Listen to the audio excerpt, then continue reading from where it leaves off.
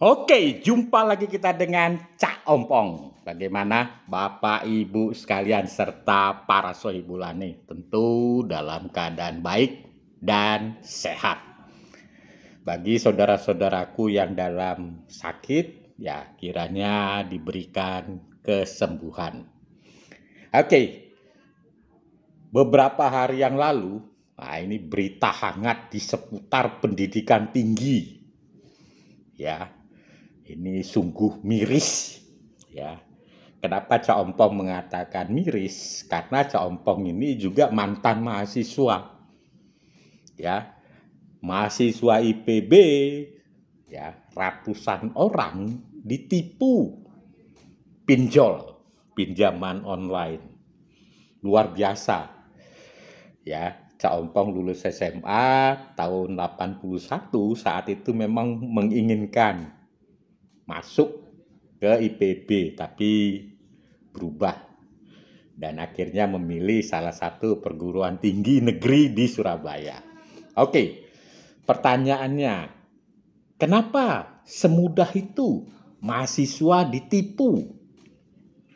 Padahal kalau kita perhatikan, setiap mahasiswa demo, ya, di istana presiden, di depan istana presiden, nah itu selalu berteriak Jokowi mundur, Jokowi penipu. Nah, ini kenapa kok bisa ditipu? Biasanya berteriak orang lain penipu, nah sekali ini malah kena tipu. Nah, kok bisa? Oke, kita coba kupas tuntas. Ya, pertama, pola hidup mahasiswa berubah. Kalau dibandingkan era zaman Cak Ompong dulu, ya, berubah. Pertama adalah karena serba mudah, ya, serba mudah, sangat mudah. Mudah dalam hal apa? Dalam hal komunikasi. Nah, zaman Cak Ompong dulu berkomunikasi itu, waduh, itu kita harus tulis surat. Nulisnya saja sudah semalaman, belum lagi ngirimnya. Ngirimnya juga terbagi jadi dua macam amplopnya, yaitu kirim kilat atau biasa. Nah, itu bisa sampai 3-4 hari, bahkan seminggu untuk sampai ke si penerima. Nah, saat ini tidak, komunikasi itu sangat mudah. Bahkan ukurannya detik udah sampai kepada si penerima. Nah, yang kedua, mudah mewujudkan keinginan. Ya, karena tadi teknologi sangat mendukung. Ya, seperti kita ketahui saat ini semua mahasiswa itu pasti pegang gadget. Di tangannya itu dunia. Dunia apa? Ya macam-macam. Dunia perbankan ada di tangan dia, dunia informasi ya seputar apa kuliner juga ada di tangan dia. Jadi apapun bisa dengan mudah untuk mewujudkan keinginan. Nah, berikutnya adalah ada pergeseran. Ya, kalau kita dulu mahasiswa itu kita punya hidup 1 bulan itu bergantung kepada kiriman orang tua. Jadi kalau sudah tanggal tua, itu biasanya kita makan soto, itu hanya airnya aja yang kita minta. Sama tempe sepotong atau tahu sepotong. Nah, sekarang ini berubah. Ya, mahasiswa sekarang itu kepingin, ya kalau kita perhatikan, kepingin cepat kaya dan hidup enak. Beda dengan zaman Cak Ompong dulu.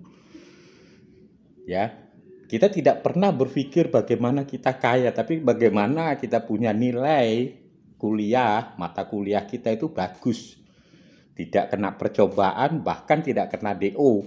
Nah, itu dulu pemikiran kita. Jadi kita berusaha untuk belajar sebaik mungkin untuk secepat mungkin lulusnya. Supaya orang tua tidak terbebani. Nah, sekarang tidak. Mahasiswa itu sudah mulai berpikir bagaimana dia bisa kaya. Nah, sehingga tidak jarang berpikirnya itu adalah bisnis. Kadang-kadang ya coba-coba berbisnis lah dan lain sebagainya dan lain sebagainya. Lalu kalau kita melihat kehidupan mahasiswa sekarang perihal analisa, ya terutama analisa kehidupan sosial, itu sangat rendah. Ya cenderung itu egois lah kalau boleh dibilang. Ya, kurang membaca. Kalau dulu zamannya Cak Ompong kuliah, itu kita itu ada tugas di mana kita itu wajib membaca surat kabar dan mengumpulkan satu topik, bahkan itu digunting, surat kabar itu ditempelkan ya, sehingga dia menjadi satu buku. Nah, itu tugasnya. Jadi kita diajak untuk berpikir bagaimana sosial masyarakat kita. Mahasiswa sekarang jarang seperti itu. Jadi cenderung itu ya egois dan kurang bergaul secara heterogen. Kalau dia bergaul, itu cenderung homogen, artinya kelompoknya dia saja. Nah, begitu dia berbeda, dia tidak mau. Nah, kalau dulu kita tidak memandang siapa dia.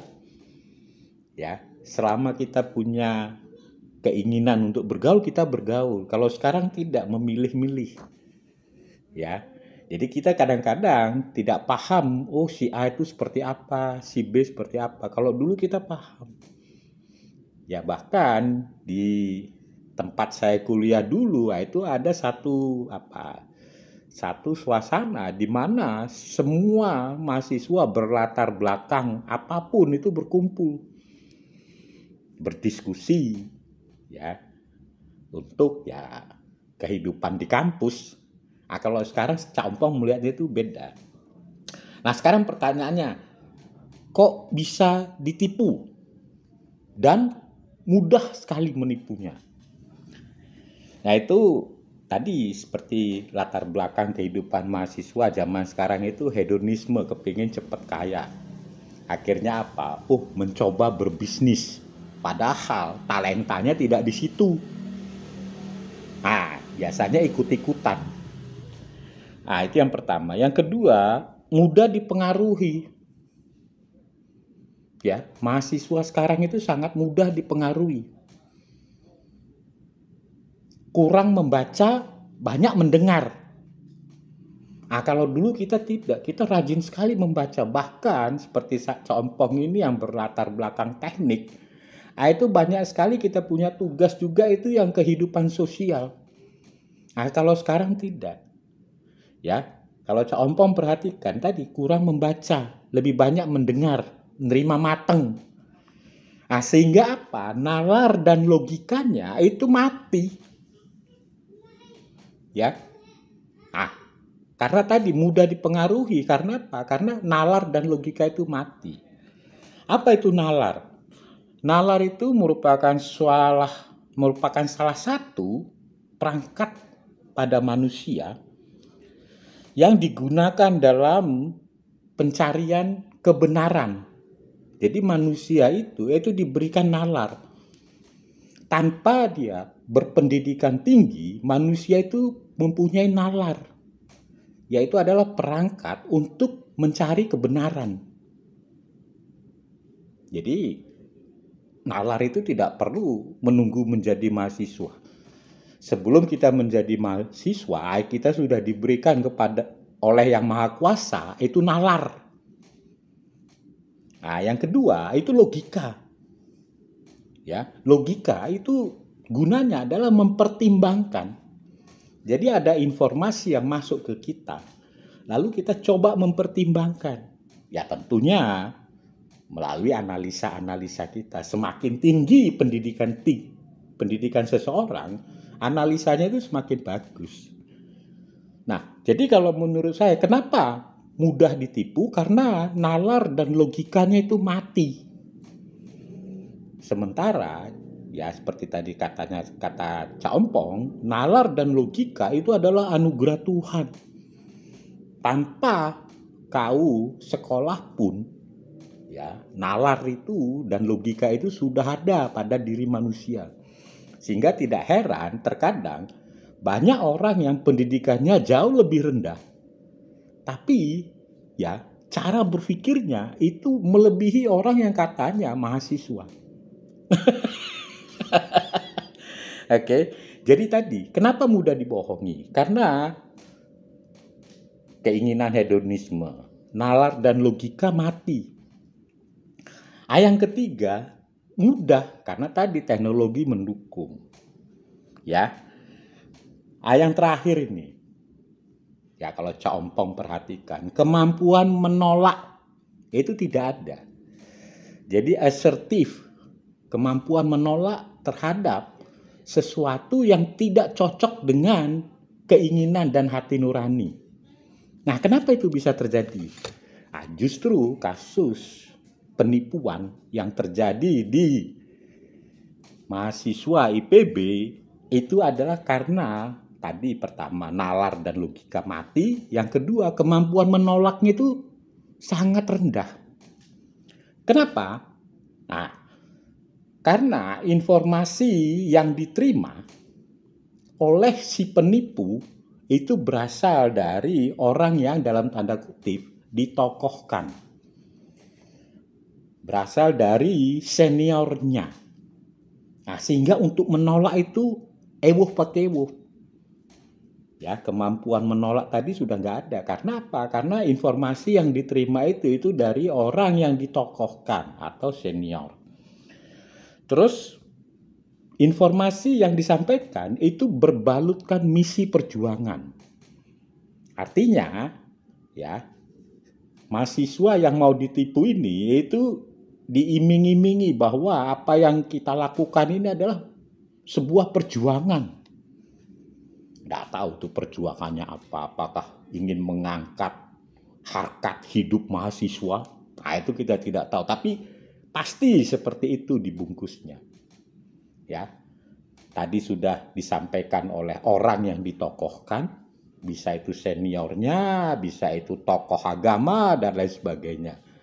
Yang kedua, informasinya itu adalah misi perjuangan. Bahwa investasi ini adalah sebuah perjuangan. Yang ketiga ini. Ya, kenapa kok begitu banyak sekali dan mudah ditipu? Yaitu pasti berbalutkan misi akhirat. Bahwa dengan mengikut ya investasi ini kita sudah membuat jalan untuk saat kita nanti sudah di akhirat. Ya.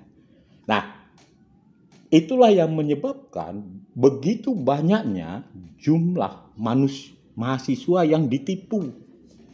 Dan biasanya ya ini menurut pengamatan Cak Ompong yaitu ya di IPB ya itu sangat kental seperti ini.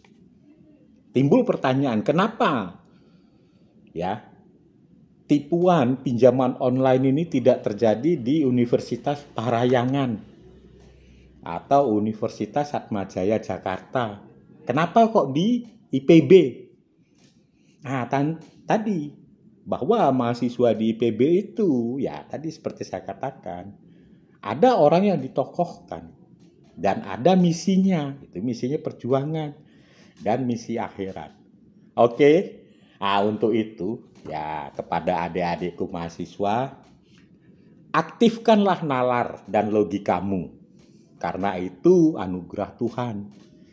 Yang kedua, aktifkan juga kemampuan menolakmu. Ya, karena itu adalah juga anugerah Tuhan. Begitu ada hal yang tidak cocok dengan kita, ya kita tolak. Siapapun dia, mau itu senior kita, mau itu tokoh agama sekalipun. Agar kita tidak mudah ditipu.